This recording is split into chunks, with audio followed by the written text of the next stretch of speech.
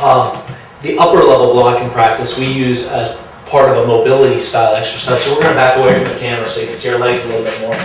So essentially what we're going to do is we're going to practice Jodan Uchi this way, and we're going to use some stepping to get used to getting close to one another, and then that'll lead us on to some interesting counters. So the first style of doing this work is just the footwork. We don't use the hands. So with our hands on our hips, basically we're going to step with our right foot forward to do a Zenkutsudachi towards each other, and we're going to get nice and close and turn our hips so that we're very close to one another.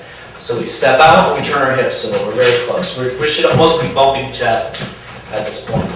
And this is really just getting the students used to a couple things. One is moving at a slight angle, turning the body a little bit, and mostly just getting close to one another because that's not a natural thing that people are used to. So we're breaking some of those distance barriers between people. So after that, then what we're going to do is we're going to add in the high crossing block, but we're going to, since we're at such close range, it's really going to be kind of behind each other's heads. So it'd almost be like you'd be scooping somebody behind the head. And this is just to get the arms moving with the legs, right? So from here, we're going to come in with the right leg and just cross block kind of behind each other's head.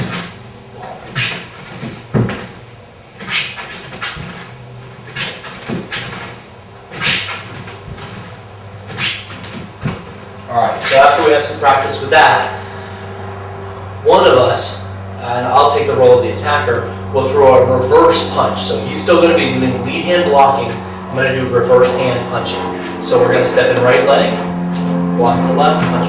I'll punch the left.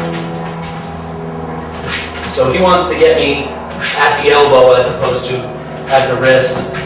Since if he catches me at the wrist, I can fall around with my elbow and potentially causing some danger. So we practice this.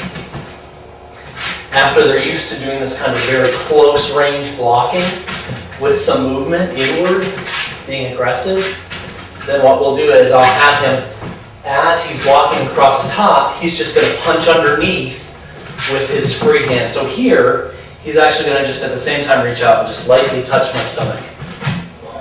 So he's getting used to hitting on the same beat that he's blocking.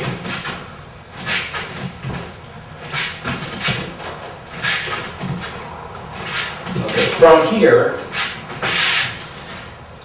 we'll change up the attack, and now instead of punching underneath, what he'll be doing is he'll be splitting the difference. As the punch comes in,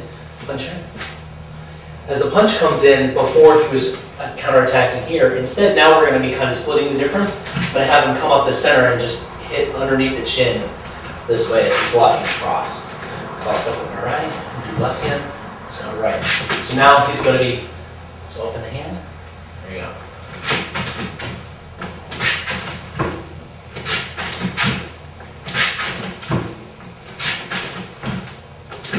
Okay, and then next, what we'll practice is catching the arm from there. So the attack will come into the chin, and then what he'll do is he'll pull that arm back and turn his body, and that creates either an elbow break, potentially if the elbow's in the right position, or a shoulder lock if the elbow is not in the right position.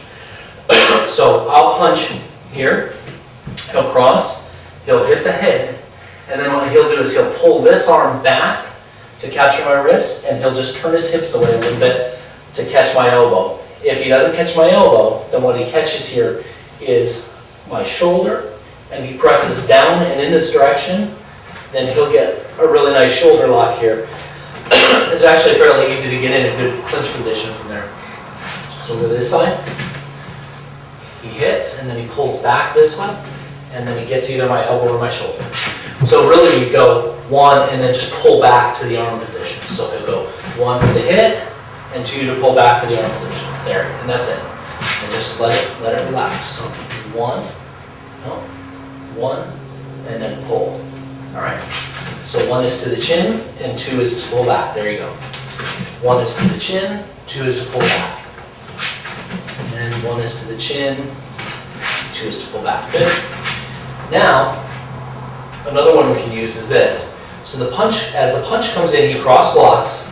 Boom. He hits either under or to the chin, and then what he'll do is he'll grab and he'll knee. He'll just lift his knee up into my stomach.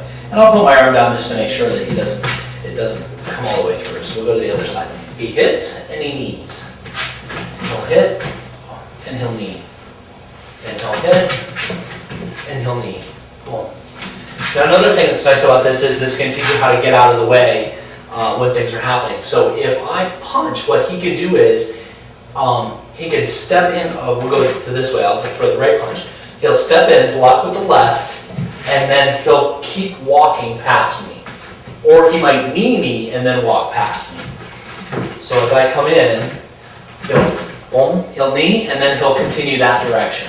So he'll be able to do that type of avoidance scenario that we like people to do if we really don't want them to finish the fight, right? If there's a problem in school, you want to get one shot in and then move on and be careful not to really seriously hurt somebody.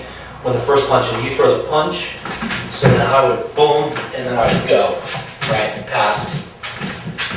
So what I would do is have people, have them run out of the drill whenever they feel like they want to practice that technique. Do the technique, and then when you feel like you want to leave, you do a technique and then you walk straight past. So those are the main ideas about the inside and the upper level crossing block drills that we've been working on